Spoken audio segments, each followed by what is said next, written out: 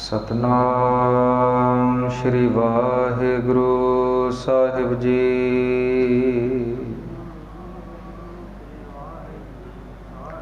तेरे कवन कवन गुण कह कह गावां, तू साहिब गुणी निधाना। तुमरी महिमा बरन ना सकों, तू ठाकुर ऊच भगवाना। जन्म मरण दोहूं मैं नाही, जन पर उपकारी आए।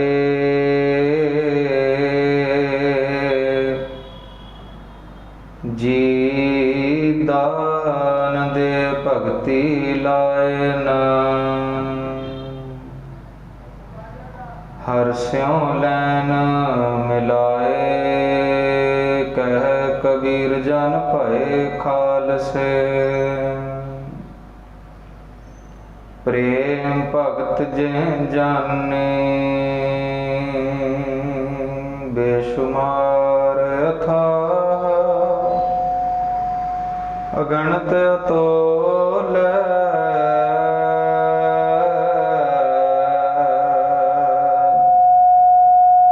ज्यों गुलाबो त्यों नानक दास बोले।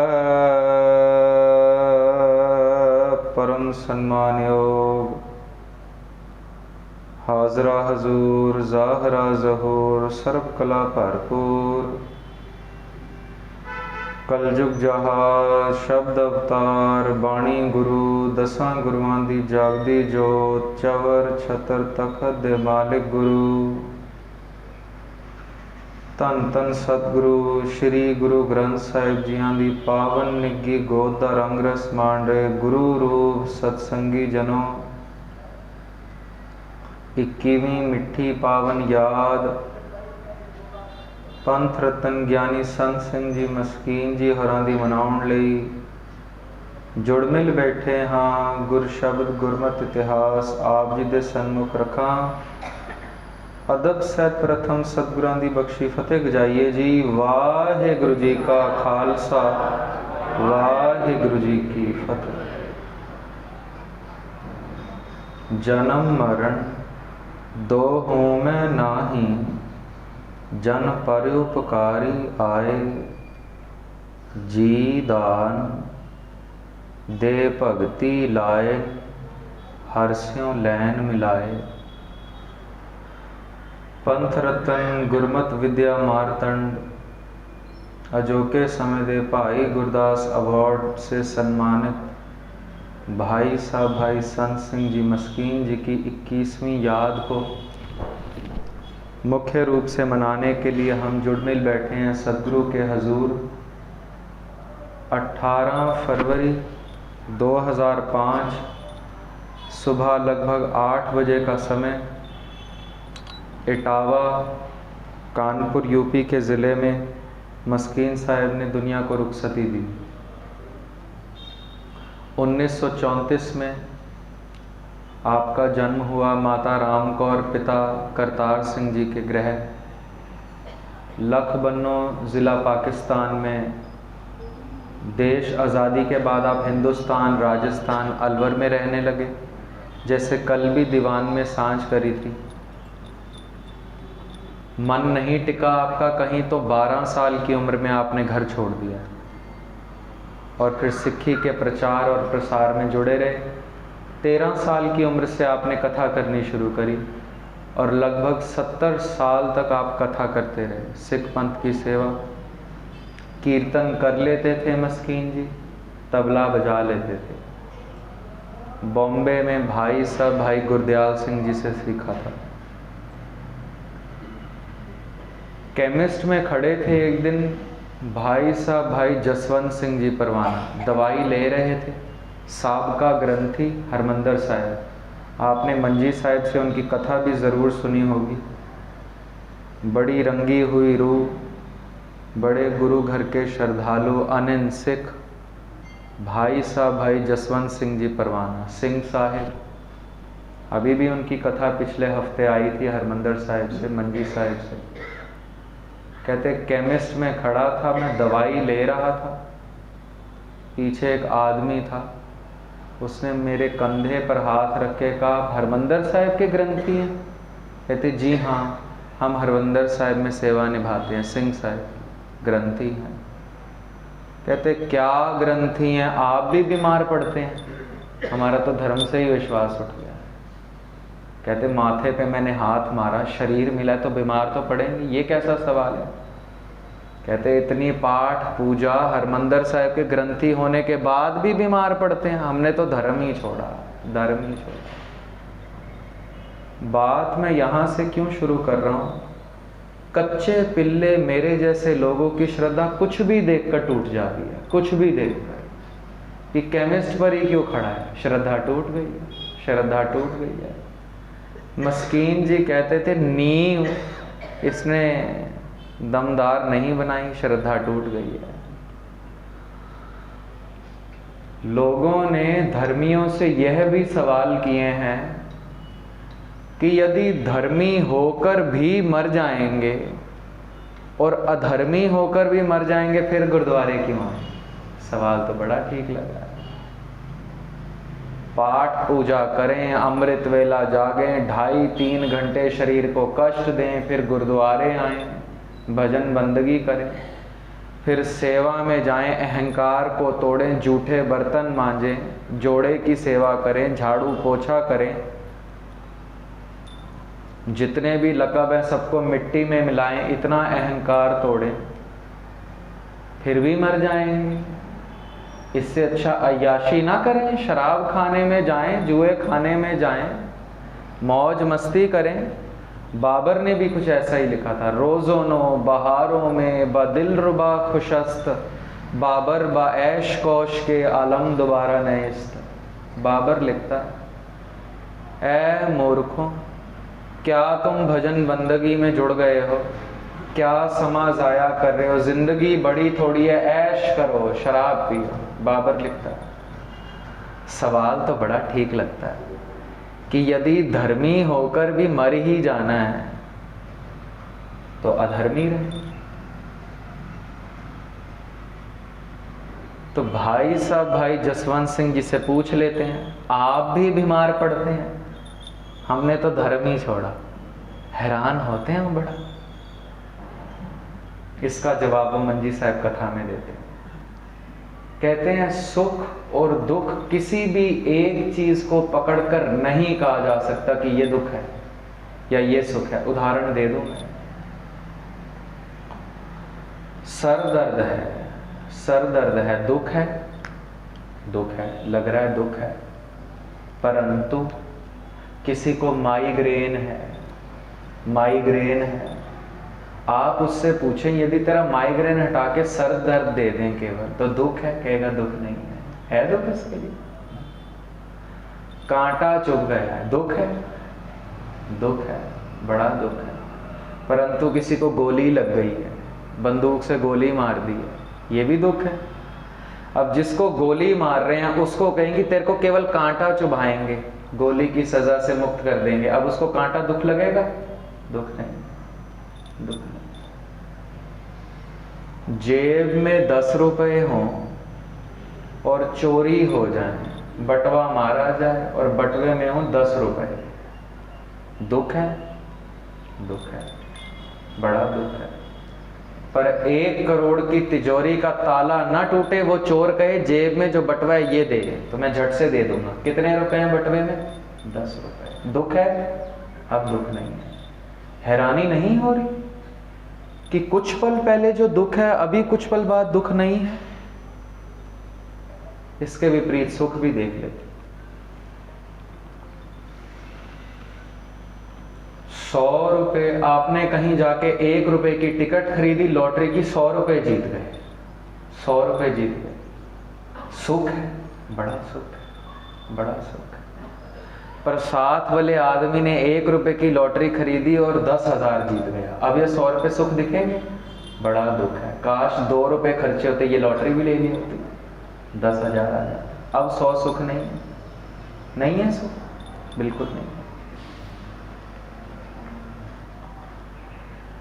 सुख और दुख लगते एक दूसरे के विपरीत हैं, पर किसी कंडीशन को पकड़कर कहा नहीं जा सकता सुख है, नहीं कहा जा सकता। भाई 2 हैं, ये तो आजकल का उदाहरण दूं, आप जरूर बात को पकड़ लेंगे। 2 भाई हैं, पिता बंटवारा करे और जायदाद पिता ने बड़ी रखी हो, बच्चों को पता ना हो, एक बच्चे को दे दे 100 गज का मकान, जड़ से 13 हुआ, 4 फ्लोर बने, जड़ से 13 हुआ, बड़ा खुश, सुख है। पता ही नहीं था पिता ने इतना बड़ा मकान बना रखा था, मुझे मिल गया। पर दूसरे भाई को मिल जाए 500 गज की कोठी, अब ये 100 गज का मकान सुख है, चाहे भाई अपना ही है, अब ये सुख नहीं है। अब तो जब जब मकान में घुसेगा इसको वो 500 गज की कोठी याद आएगी, सुख नहीं है, सुख नहीं है। बच्चे के आ जाएं 70% और पता चले कि क्लास में 70 से ऊपर किसी के आए ही नहीं, माँ बाप नाचते फिरेंगे, सुख है, सुख है। पर पता चले पड़ोस का बच्चा दूसरे स्कूल में पढ़ता था, 90% आए हैं, अब ये 70 सुख लगेगा, सुख नहीं। तो हैरानी नहीं हो रही, जो पल भर पहले सुख था पल भर के बाद सुख नहीं है। एक उदाहरण देता चलो, मेरे जहन में आ गया। नर्सरी में एक बच्चे का एडमिशन करा दिया, कुछ दिन गुजरे हैं, ये बच्चा स्कूल से बड़ा इनाम उठा कर ले आया, माँ बड़ी खुश, बच्चे को इनाम मिला है। पूछती है इनाम क्यों मिला है? माँ स्कूल में टेस्ट था, टेस्ट में सिर्फ मैं ही सही जवाब दे पाया, तो इनाम मुझे मिल गया। पूछती है सवाल क्या पूछा था? कहता है मैडम ने पूछा था गाय के कितने पैर होते हैं, गाय के कितनी टांगे होती हैं। तो माँ कह रही ये क्या सवाल है, पर बच्चे बड़े छोटे थे नर्सरी के। तो कहती तूने क्या जवाब दिया, इतना बड़ा इनाम? कहते माँ मैंने सही जवाब दिया, गाय के 3 पैर होते हैं। बड़ी हैरान, ये पल भर पहले ट्रॉफी सुख दिख रही थी, अब इसको दुख लग रहा है, कौन से स्कूल में डाल बैठी हूँ जहाँ मैडम पढ़ा रही है, 3 पैर और इनाम भी दिया। ये पकड़ती है बच्चे को, उठाती है इनाम और सीधा स्कूल की तरफ। देखूं तो सही, गलती तो नहीं कर दी, हजारों रुपया फीस दे रही हूँ, 3 पैरों पे इनाम मिल रहा है, ना जाने के लिए 1 और 1 5 पढ़ाती हूँ। तो जाके पकड़ लिया है मैडम को, इनाम मिला है मेरे बेटे को। खुश होती है मैडम, सुख है, सुख है ना जी, इनाम सुख है। पर माँ का सुख दुख में बदल गया। क्यों? तुमने 3 पैरों पर ही इनाम दे दिया, क्या पढ़ी लिखी हो तुम, क्या बच्चों को पढ़ाओगी? कहती है मैया गुस्सा ना हो, मैंने सब बच्चों से पूछा कितने पैर हैं, किसी ने कहा 10 टांगे, किसी ने कहा 20, 4 के पास यही पहुंच पाया, तो इसी को इनाम मिला। तो जो सुख है, सुख है, सुख है, वक्ती तौर पे दिख रहा है, वो सुख नहीं है, सुख नहीं है। मुआफ करना सुख नहीं है। हम सोच बैठे हैं सुख है। मैं अपना ही उदाहरण दूं, प्रथम नौकरी सिख मिशनरी कॉलेज में अकाउंटेंट की लगी मेरी। कॉलेज से निकला, 20 साल की आरबला, सिख मिशनरी कॉलेज घर के पास, 5,000 रुपया महीना, 10 साल पुरानी बात। मेरे पिताजी की तनख्वाह 3-3.5 हजार रुपया महीना रही होगी, ग्रंथी सिंह है वो। तो मैं तो बड़ा हवा में, 5,000 रुपये महीना, बड़ा खुश, बड़ा खुश। 1 महीना नौकरी करी मैंने, केवल 1 महीना वहाँ पर। उसके बाद गुड़गांव में एक MNC में इंटरव्यू दिया, क्लियर हो गया, 14,000 रुपया महीना। अब ये मुझे 5,000 सुख नहीं लगेगा, और नहीं लगा वाकई। उसके बाद आप मिन्नतें भी करें कि 5,000 की नौकरी कर, मैं ना करूंगा। क्यों? 14,000 मिल गई है। 3 महीने यहाँ पर नौकरी करी, अमेरिका की कंपनी थी, नाइट शिफ्ट थी, वहाँ नौकरी करके तो मेरी बस हो गई। एक स्कूल में इंटरव्यू दिया, 20,000 रुपया तनख्वाह। मैंने तरले ले लेकर ये नौकरी ली थी MNC में, अमेरिका की कंपनी में, कि बहुत बड़ी कंपनी है, खाना फ्री मिलता है वहाँ पे, कैब आती है घर पे लेने। दोस्तों को इतराता था मैं बताते, 14,000 तनख्वाह है। पर जिस दिन स्कूल में 20,000 पे लगी, अब आप मिन्नतें भी करें तो मैं 14,000 ना लूंगा। ये 14,000 जो सुख दिख रहा था, अब ये सुख नहीं है। हैरानी होती, बड़ी हैरानी। ये सुख की बात अपने जीवन से सुना रहा हूं। खेल रहे थे हम कबड्डी पार्क में, तो सामने से मेरे दोस्त की बारी थी। वो आया और हमने उसको पकड़ा। उसमें जान थोड़ी ज़्यादा थी। उसने मुझे घसीटा और घसीटते हुए ले गया। वहाँ कोई कांच की बोतल टूटी पड़ी थी, मेरे पाँव में घुस गई।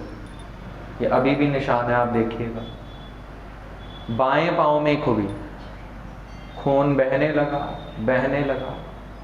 मैं चिल्ला रहा हूँ, दर्द से बुरा हाल। जन्माष्टमी का दिन था, मुझे याद है अच्छी तरह। डॉक्टर के पास ले गए, वो कहते हैं तो कांच भर गया है, निकालना पड़ेगा। एनेस्थीसिया भी नहीं दे सकते। सरकारी अस्पताल में हम गए थे। उसने बड़ी बेरहमी से खींच कर पांव से कांच निकाला। मैं चिल्ला रहा हूं, पूरा अस्पताल सर पे उठाया, और मुझे लग रहा है इससे बड़ा दुख नहीं हो सकता। 3 साल पुरानी बात सुनाऊं। स्कूल जा रहा था, मेरी बहन की शादी को 4 दिन हुए। 4 नवंबर को उसकी शादी हुई। 8 नवंबर को मैंने स्कूल में ज्वाइनिंग देनी थी, 2023। उठाई बाइक, सुबह स्कूल के लिए जा रहा हूँ, तेज बाइक भी नहीं, जोश भी नया। शादी भी हो गई बहन की, मुझे कमरा भी मिल गया घर पे खाली, तो जोश बढ़ा है। बाइक तेज चला रहा हूँ, बस के साथ एक्सीडेंट हुआ, टांग ही टूट गई। 2 साल बिस्तर पे ही रहा मैं। अब ये आप मुझसे पूछें कि वो कांच लगना दुख है, मैं कह रहा हूँ 100 बार कांच लग जाता, टांग ना टूटती। जो 2011 में मैंने सोचा कि इससे बड़ा दुख नहीं हो सकता, आज आप पूछें, मैं कहूँ पूरे शरीर में कांच घुस जाए, मैं वो दर्द बर्दाश्त कर लूंगा, टांग ना टूटती। तो जो कभी दुख था, आज वो दुख नहीं दिख रहा है, कुछ भी नहीं दिख रहा है। तो ऐसे ही संत जन महापुरुष होते हैं, उनको मौत भी दुख नहीं दिखती। सदगुरु ऐसे ना कहते, नहीं तो पहला मरण कबूल, जीवन की छड़।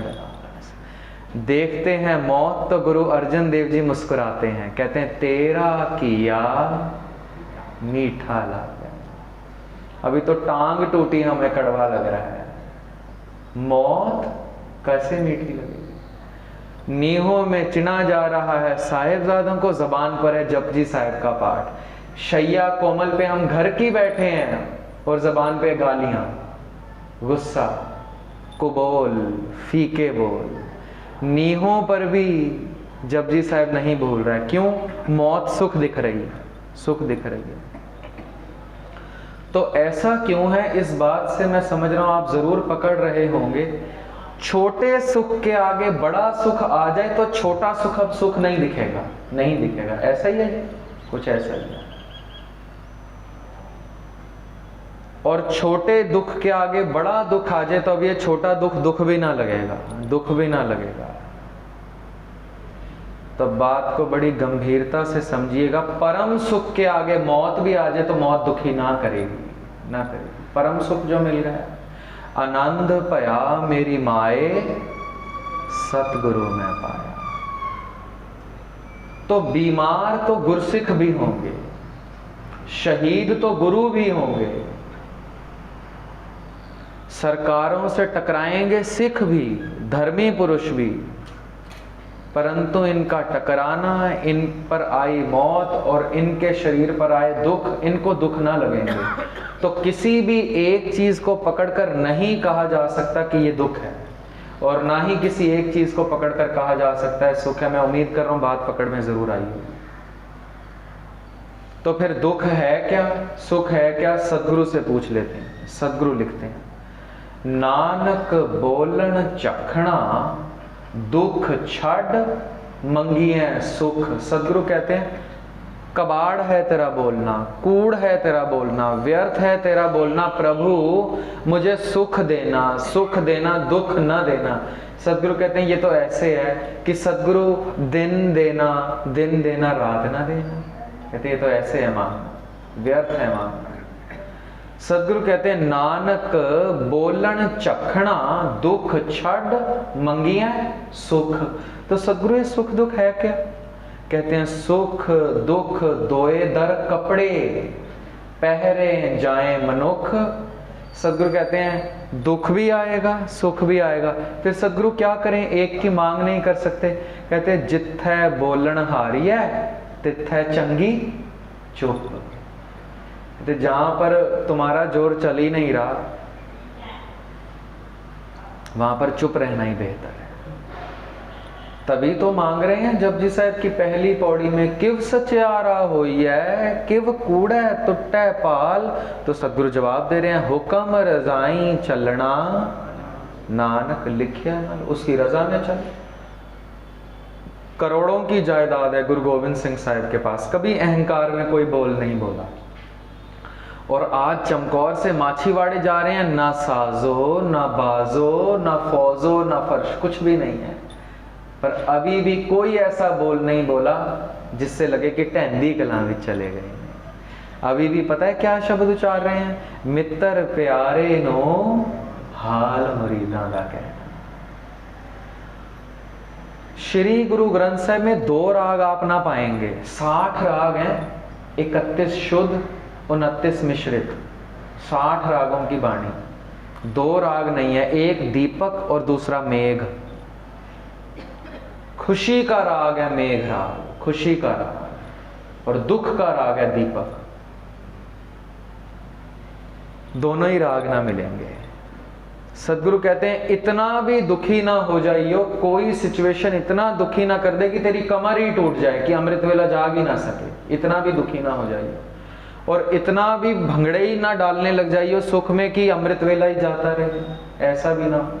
तो सुख और दुख 2 परीक्षाओं का समय है। जो ये गुरुद्वारे में बैठकर हम गुरमत को दृढ़ कर रहे हैं ना, परीक्षा डलेगी। सुख, घर पे शादी आ गई है, बच्चा हो गया, अब हम जो कर्म करेंगे यदि वो गुरमत के अधीन है तब पास हो रहे हैं, यदि गुरमत के विरुद्ध है तो फेल हो रहे हैं। परीक्षा है सुख और दुख। सदगुरु कहते हैं सुख आ गया है, सुख आ गया है, शादी है, अब रस्में देख लें।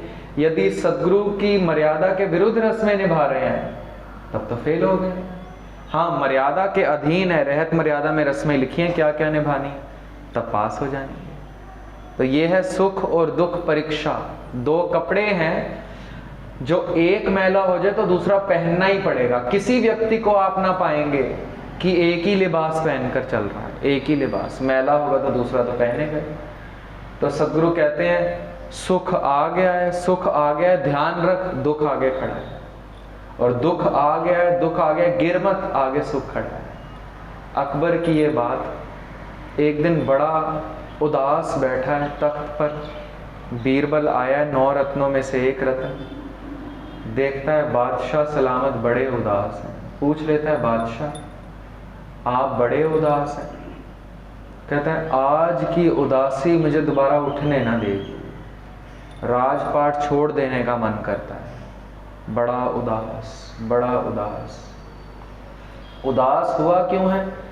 ये राजस्थान महाराणा प्रताप से जंग लड़ने गया है, उदयपुर की रैया इसने काबज कर लिया, पर महाराणा प्रताप हाथ से जाते गए। बड़ी गैरत वाले बादशाह थे महाराणा प्रताप, वो निकल गए इसके शिकंजे से। उदास बढ़ा, अब तो मैं सिंहासन ही छोड़।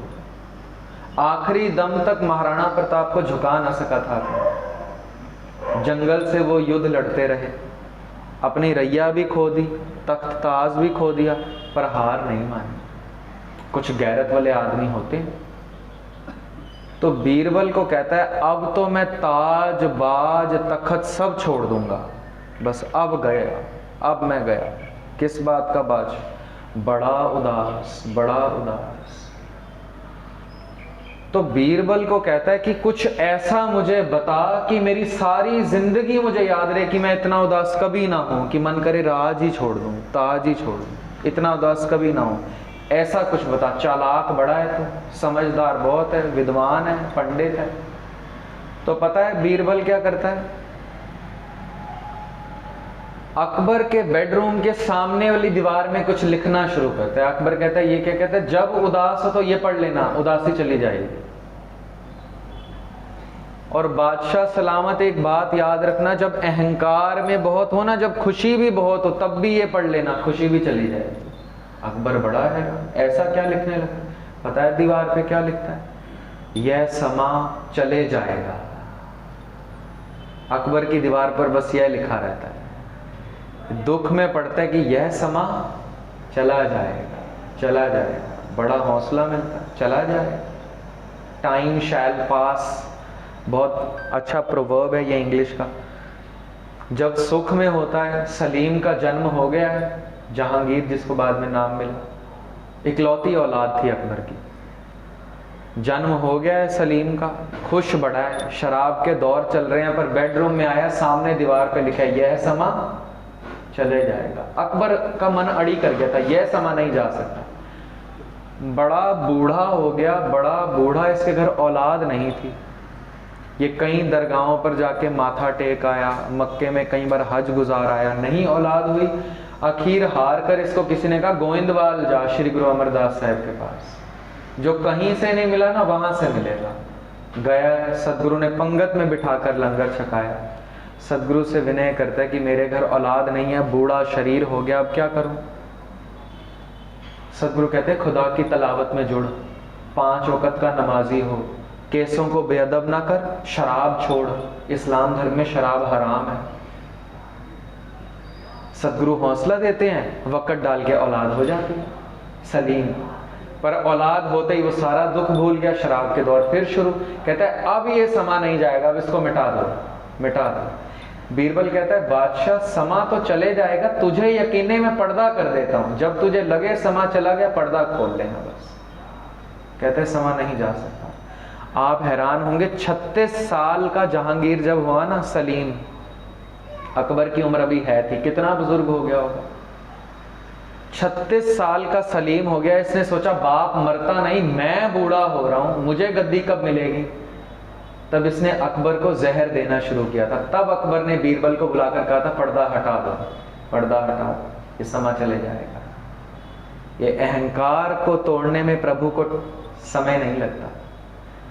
जिस बेटे के लिए इसने अपनी एड़ियां घिसी थी, हिंदुस्तान, ईरान, इराक, बगदाद तक गया था, वो बेटे को आज बाप मंजूर ना है जीवित, कब मरे तो मैं बैठूं गद्दी पे। तो ये समा चले जाएगा। सुख दुख है क्या, दोए दर कपड़े पहरे जाए मनुख। तो यदि जीवन में दुख आ जाए, दुख आ जाए, तो हम भी उम्मीद ना छोड़ें इस चीज की कि सुख आ जाएगा, सुख आ जाएगा। और दूसरी चीज ये याद रहे कि दुख आया, परीक्षा आ गई है, परीक्षा आ गई है। किस हद तक परीक्षा हो सकती है, भाई मंज जी की साखी सुना चलता हूं, हमेशा अपने जहन में रखिएगा ये साखी, दुख में डोलने ना देगी ये साखी कभी भी। बहुत बड़े शाहूकार थे, सखी सरवरों के पुजारी थे। सखी सरवर एक पंथ आज भी पंजाब में चल रहा है। कब्रों को ये हर वीरवार पूड़े चढ़ाते हैं, मीठे पूड़े चढ़ाते हैं आज भी। इसके सिरमौर थे भाई मंज। एक दिन गुजरे हैं अमृतसर साहिब के बाहर से, कीर्तन की आवाजें, कहते 2-4 मिनट सुन लेता हूँ। सुने तो बस वहां से कौन जाने दे रहा था, वो गुरु अर्जन पातशाह के ही होके रह गए। सदगुरु को कहते हैं सदगुरु सिक्खी बख्शो, तो आगे से सदगुरु पता क्या कहते हैं, भाई मंज सिक्खी उत्ते सिक्खी नहीं टिकदी। तो पहले ही किसी का सिख है, उस सिक्खी के ऊपर तो ना टिकेगी, 2 बेड़ी में तो पैर ना रख पाएगा। तो कहते हैं फिर क्या करें, कहते हैं जिसका सिख है या तो उसका अनिन सिख बन जा, और अगर हमारा बनना है तो उससे सारे नाते तोड़ने पड़ेंगे। दौड़ता है घर, कब्र को जड़ से उखाड़ देता है, गांव से भी निकलता है, अपनी ठकुराई से भी निकलता है, कोई इसको अब चौधरी नहीं स्वीकार करता। इतना तूने सत्कार नहीं किया, इतना तिरस्कार कब्रों का, बाहर निकाल देते हैं इसको गांव से। बेपरवाह है, पैसा भी छोड़ देता है, परिवार भी छोड़ देता है, अपनी राजगद्दी भी छोड़ देता है, अपना सखी सरवर का धर्म भी छोड़ देता है, सदगुरु के पास आके टिकता है। अहंकार बड़ा है, मैं तो अपनी चौधरता भी छोड़ आया हूँ, करोड़ों की जायदाद भी छोड़ आया हूँ, मेरे को तो न जाने यहाँ पे पालकियों में बिठाएंगे। पालकियों में आते हैं तो सदगुरु कहते हैं अंदर संगत में नहीं बैठना, बाहर चलो, जूठे बर्तन साफ करो। सारा अहंकार टूट जाता। गलती तो नहीं कर दी, अब उधर जाऊं तो उधर भी जूते पड़ते हैं, यहाँ पे बर्तन मंजवा रहे हैं।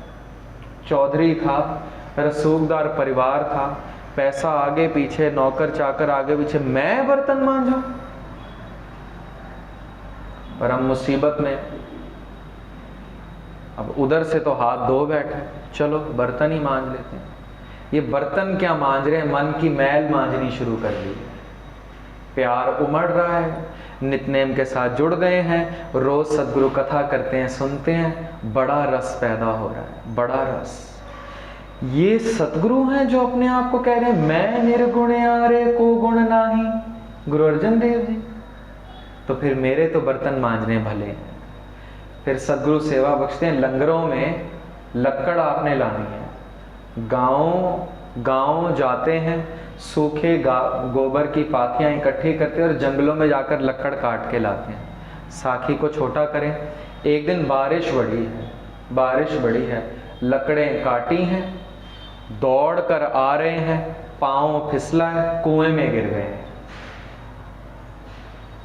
अब गिरे ऐसे हैं कि लकड़ गिरने ना दी, लकड़ें सिर पे हैं और खुद भीग रहे हैं। अमृत वेले का वक्त, जपजी साहब मुंह पे बचाओ बचाओ भी ना कह सके। क्यों? जब बाणी पढ़ रहे हो तो बीच में बातें नहीं करी जाती। सदगुरु ने कहा था, ये भी हमारे लिए सीख है। हम बाणी पढ़ रहे हैं तो मोबाइल फोन अटेंड कर लेते हैं या नहीं? मोटर भर जाए तो आवाज दे के बच्चे को कह देते हैं कि नहीं चल रहा है, चाहे यहाँ पे 1 2 जीव हो, लख हो, ओ मोटर बंद कर दी है। बाणी उधर ही। गुरु नानक साहब आप चुप हो, पहले मोटर बंद करा लें हम। और कई बार तो सीरियल भी चल रहा है और साथ में सुखमनी साहब का पाठ भी चल रहा है। जबान पे है तन तन तन जनाए, पर उधर पता चले कि उसके बहू के साथ क्या हो रहा है, सीरियल भी चलता है बराबर। तो ये भी हमारे लिए शिक्षा है कि बाणी चल रही हो, फिर चाहे श्वास निकल जाए और मुंह कोई और बात नहीं कह सकती। अब चल रहा है जपजी साहब, बचाओ बचाओ भी ना कह सके, नित्यनेम संपूर्ण हो तो बचाओ कहीं, लकड़े सिर पर, खुद डूब रहे हैं, पर पाठ जारी है। तख्त पर विराजमान है श्री गुरु अर्जन देव जी हरमंदर साहिब। उठते हैं तख्त से और दौड़ना शुरू कर देते हैं। संगत जुड़ी है, कीर्तन हो रहा है, सब बड़े हैरान, तख्त छोड़ा, लोग माथा टेक रहे, दौड़ना शुरू कर दिए गुरुद्वारे से बाहर। गुरु अर्जन देव जी ताम्र दौड़े नहीं थे, बड़ा सहज था उनमें, बड़ा सहज। अंदाजा तो हम इसी चीज से लगाएंगे कि तवे पे भी जो सहज से बैठ गए। आज पहली बार सदगुरु को इतनी भाग दौड़ में देखकर सिख बड़े हैरान, पीछे पीछे न जाने क्या हो गया। जोड़े भी ना पहने गुरुद्वारे से निकलने के बाद और दौड़े जा रहे हैं। अमृतसर की सरहद से पार हो गए और जंगल की ओर, सब हैरान, पीछे सिख दौड़ रहे हैं। उस कुएं के पास जाके रुक गए। सिखों को कहते हैं रस्सा फेंको, भाई मंज अंदर चले गए। कट कट के अंतर की, भले बुरे की पीर पहचाना। गुरु को आवाज की जरूरत नहीं है, गुरु तो जानते हैं मेरा सिख कहाँ है। चित्ते अंदर सबको वेख नदरी हेठ चलाएंदा। रस्सा डाला है, बलिहार जाए भाई मंज से, खुद रस्सा नहीं पकड़ा, लकड़ों को बांध दिया रस्से से। सदगुरु लंगर में देरी ना आ जाए, पहले लकड़े निकाल, बाहर निकालते हैं भाई मंज को। सदगुरु गले लगा लेते हैं कस के, वर देते हैं, मंज प्यारा गुरु नो, गुर मंज प्यारा, मंज गुरु का बोह था, जग लंघन हारा। कहते किसी ने तरना होगा ना संसार भवसागर को, वो मंज का लड़ पकड़ ले, तर जाएगा। इतना बड़ा मुरातबा भाई मंज को मिलता है। पर भाई मंज ने बर्दाश्त क्या क्या किया ये भी सुन ले। हाँ, जूठे बर्तन मांजे, लकड़ों की सेवा करी, किर्त करने के लिए टाइम नहीं मिलता था तो लंगर से खाना खा लिया करें।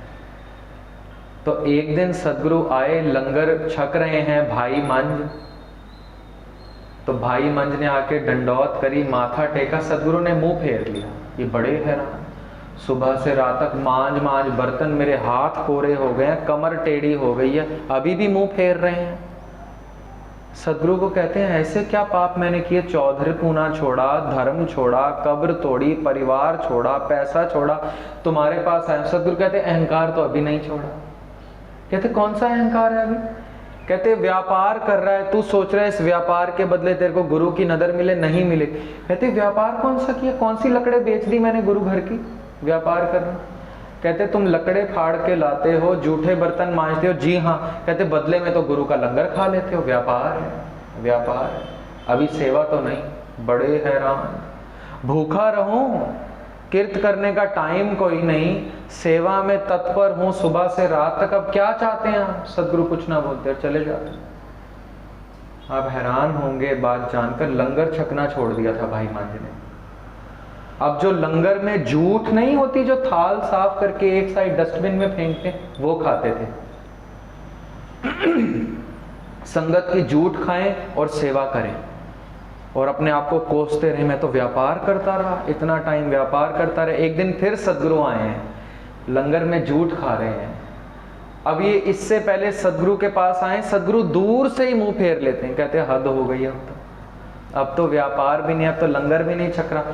सदगुरु कह रहे पहले ही भला था, तू व्यापार ही कर, अब तो पाप कमा रहा है। तो कहते हैं सदगुरु तुम्हारी रमज तुम ही जानो, मुझे समझाओ करना क्या, मैं तो मर जाऊंगा। पहले व्यापार अब पाप कैसे कहते पहले व्यापार था, सेवा कर रहा था, लंगर छक रहा था। ये झूठ तो परिंदों और जानवरों का खाना था, तो उनका रिज़्क खा रहा है, पाप नहीं कर रहा। तो कहते हैं भूखा रहें, कितने कितने दिन भूखे रहें, सेवा करें, जंगल में जाएं, कभी कोई पत्ता तोड़ के खा लें, कभी कोई फल, कभी कोई सब्जी, जंगल से खुद मेहनत करके खाएं। शरीर सूख गया था, सूख के लकड़ी हो गया था, पर सदगुरु की नज़र अभी ना पड़ी थी। नज़र कब पड़ी है? जब जबान पे जपजी साहिब है और सुध बुध खो चुके हैं, लकड़ें गीली ना हो जाए। इतना समर्पण चाहिए, इतना समर्पण। तो जब सदगुरु गले लगाते हैं ना, भाई मन से पूछते हैं कुछ चाहिए तो मांग लो। जिसको सदगुरु ने गले लगा लिया उसको क्या चाहिए? कहते अब तो सब कुछ मिल गया, सब कुछ मिल गया, फिर भी मांग है क्या? सदगुरु जितनी मेरी परीक्षा हुई है ना, इतनी किसी सिख की परीक्षा ना लेता। सिक्खी पे टिक ना पाएगा, छोड़ देंगे आपका गुरुद्वारा। तो मुस्कुरा के सदगुरु कहते हैं तुझे किसने कहा मुझे भीड़ की जरूरत है? छोड़ दें जो छोड़ते हैं, कच्चों की मुझे जरूरत ही कोई नहीं। तू कहता है परीक्षा तेरी सख्त है, तू तो नहीं, पर इतिहास देखेगा सिख कितनी परीक्षाओं से गुजरेंगे, डोलेंगे नहीं। भाई मंज, सच्चे और खरे सोने को कोठाली में डालो ना, डरता नहीं है। आग से भला सोना भी कभी डरा? कभी नहीं डरा। परीक्षा तो होती रहेगी। सिख है तो दुख भी आएगा, सुख भी आएगा, परीक्षा रूप में आएगा कि देखते हैं तू कितना अडोल है, इस परीक्षा में तू कितना अडोल टिकता है। तो बात हमने यहां से शुरू करी, कहां भाई मंज जैसा हमारा जीवन हो। अभी तो शैया मलमल की पे सो रहे हैं, सर पे छत है, चौधरी पूना पूरा है हमारा, लोग इज्जत भी कर रहे हैं, जेब में धेला पैसा भी है, खाने को भी 36 पकवान है, अभी भी नहीं याद आ रहा।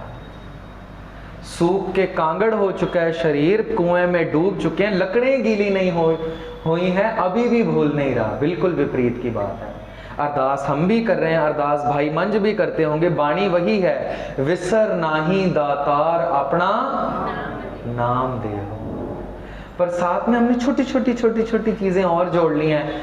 अपना नाम ते दियो, पर नाल कारोबार भी दियो, दे अरोग भी दियो, तंदुरुस्ती भी दियो, गड्डी भी सोनी दियो, महल भी चंगा चाहिए, चौंपड़ी नहीं चाहिए।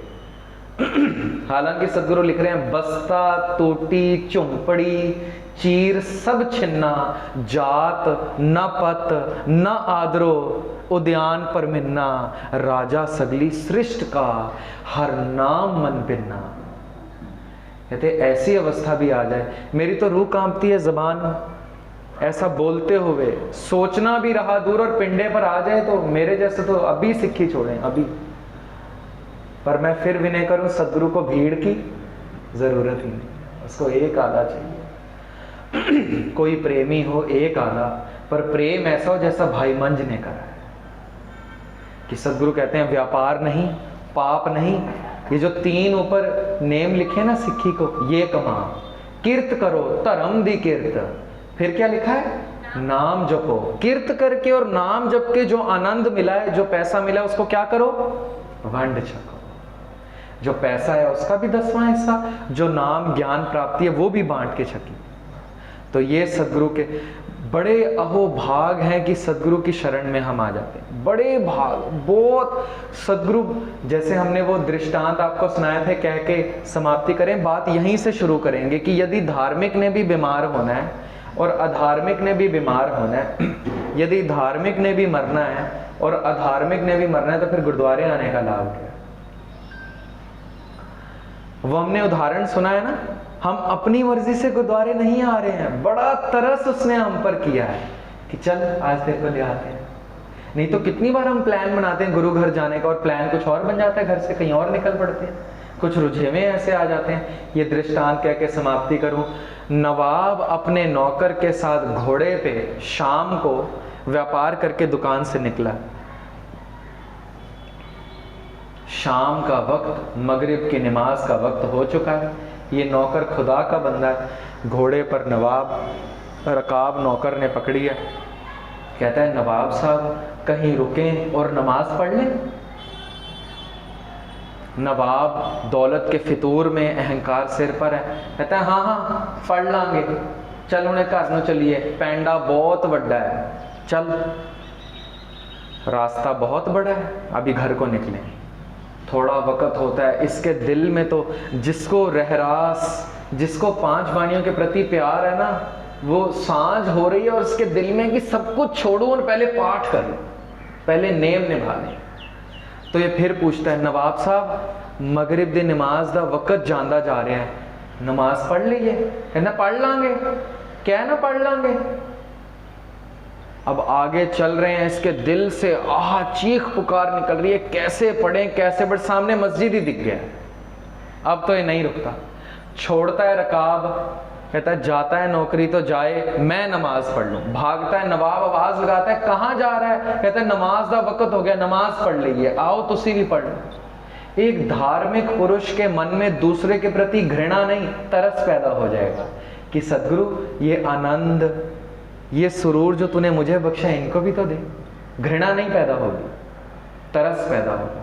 तो कहता है तुसी भी आओ, चाहे गालियां खा रहा है पूरे रास्ते, पढ़ लेंगे। कहता है तुसी भी आओ। तो कहता है हाँ तू जा, छेती पढ़ के आ जा, जल्दी पढ़ और आ जा, मुझे घर जाना है। दौलत कहाँ पढ़ने देती है नमाज। अब ये अंदर चला गया, नमाज का वक्त, खुदा से पहले तो माफी मांग रहा है कि वक्त जाता रहा और मैंने नमाज ना पढ़ी। अब ये अरदास में कुछ शोरे नमाज के, कुछ आयतें लंबे होते गए, कुछ सरूर और चढ़ता गया, कुछ मस्ती और छाती गई, ये तलावत में और जुड़ता गया। माफ़ी मांग रहा है, खुदा की और नज़दीकी होती गई। नमाज के जितना वक्त लगना चाहिए था उससे कहीं देर ज़्यादा गुजर गई। बाहर नवाब खड़ा है घोड़े पर, आवाज़ देता है तो कित्थे रह गए हैं, नमाज पढ़ के बाहर नहीं आया, हुण बाहर भी आ, घर जाना है, देरी हो गई, बड़ी देरी हो गई। आगे से जवाब नहीं आता, क्यों? कुछ सरूर, कुछ मस्ती, कुछ खुमारी ज़्यादा चढ़ गई है। आज खुदा की कुछ नज़दीकी ज़्यादा मालूम पड़ रही है। कभी नितनेम नाम सिमरन करते हुए यदि कुछ मस्ती ज़्यादा चढ़े तो यकीन कीजिएगा आज खुदा पास बैठकर सुन रहा है। आज वाहिगुरु ने गोद में बिठा रखा है, चल तेरे को थोड़ा रस दे दें। तो आज कुछ ज़्यादा रस नवाब ने 3-4 आवाज़ें मारी और आखिरी में गुस्सा करके कहता है, ओए तेनू किसने फड़ लिया जड़ तेनू बाहर नहीं आन दे रहा? किसने पकड़ लिया है तुझे अंदर, बाहर नहीं आने दे रहा? तो अंदर से आवाज देता है नौकर, कहता है मैनू ओही बाहर नहीं आन दे रहा जेड़ा तेनू अंदर नहीं आन दे रहा। तो हम गुरुद्वारे आए हैं, हमारी हिम्मत नहीं है, किसी का तरस था तो आवाज देकर हमें बुला लिया है। बड़ी कृपा, बड़ी रहमत सदगुरु की हो तो अपने दर्शन, अपनी संगत, नाम बाणी की गोद बख्शते हैं। तो अभी इतनी सेवाएं प्रवान करें, रात को दीवान में यहीं से शुरुआत करेंगे। यदि मृत्यु और बीमारी अमीर गरीब को तो आ रही है, यदि धर्मी को भी आनी है तो अधर्मी क्यों ना रहे? फिर गुरुद्वारे आने का लाभ क्या? क्योंकि ये सवाल लोगों ने पूछा। यदि मस्कीन साहिब जैसे भी जा सकते हैं, बीमार हो सकते हैं, हार्ट अटैक आ सकता है, भाई जसवंत सिंह जी से पूछ लिया, केमिस्ट पे आप खड़े हो सकते हैं, फिर हम गुरुद्वारे क्या करें यहाँ पे? तो इसको खोलने का यत्न हम रात के दीवान में करेंगे। आप भरपूर हाजिरियाँ भरिएगा, सुना के मेरे हृदय में, सुन के आपके हृदय में नाम बाणी का प्रकाश हो, सुना के मैं सिख बनूं, सुन के आप सिख बने। एक दूसरे के लिए अरदास करें, देहो सज्जणा सीसड़ियाँ ज्यों होवे साहिब से मेल, भूल चूक की क्षमा फतेह गजाएं जी। वाहिगुरु जी का खालसा, वाहिगुरु जी की फतेह।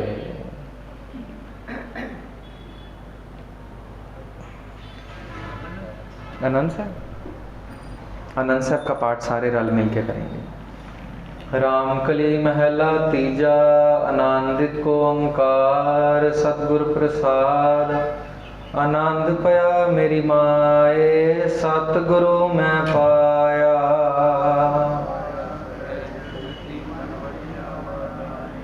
राग रतन परवार परियां, शबद गावण आईयां। कह नानक आनंद होआ, सतगुरु मैं पाया।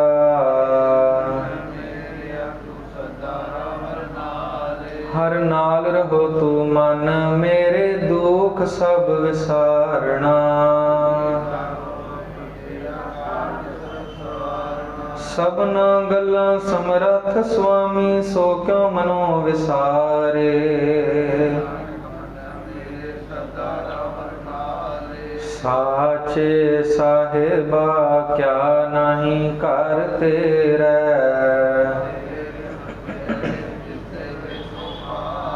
सदा सिफ्त सलाह तेरी, नाम मन वसावे।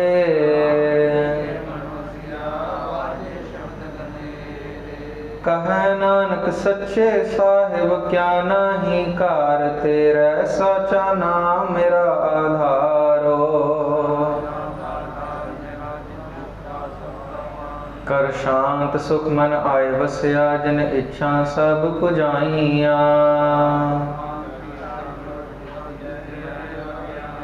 कह नानक सुनो संतो शब्द तरो प्यारो। वाजे पंच शब्द तित कार सभागै, कार सभागै शब्द वाजे। कला जित करतारिया, तुर करम पाया तुद जिनको से। नाम हर कै लागे, आनंद सुनो वड भागी हो। सगल मनोरथ पूरे, दुख रोग संताप उतरे। सुनी सच्ची बाणी, सुनते पुनीत कहते पवित। सतगुर रहे आप भरपूरे,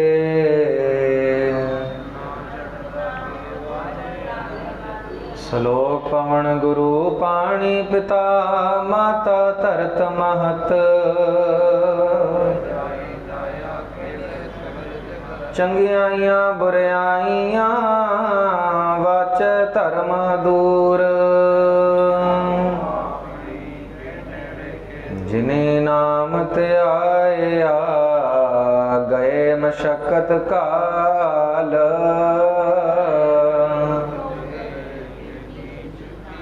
जिन्हें नाम ते आया, गए मशक्कत काल।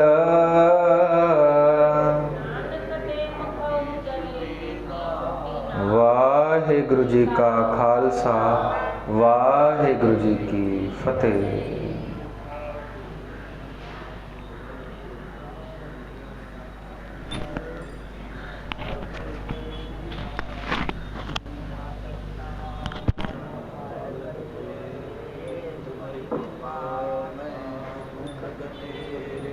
कोई